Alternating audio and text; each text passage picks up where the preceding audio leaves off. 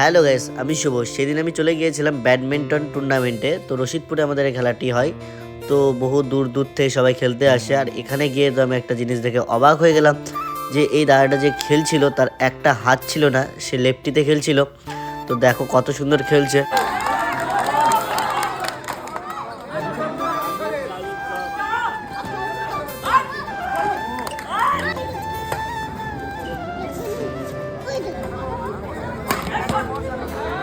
তো খেলা দেখতে দেখতে তারপর চলে আসলাম এইদিকে, আমাদের ফ্রিতে সবাইকে ম্যাগি খাওয়ানো হচ্ছিল কমিটি থেকে।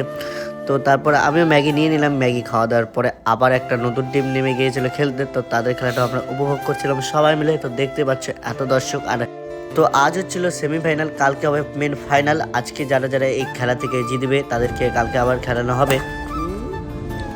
তো এখন যে খেলাটা হচ্ছে সেটা হচ্ছে কলকাতা ভার্সেস মালদা। তো এদের মধ্যে যে জিতবে সে কালকে ফাইনালে চলে যেতে পারে। তো দেখা যাক।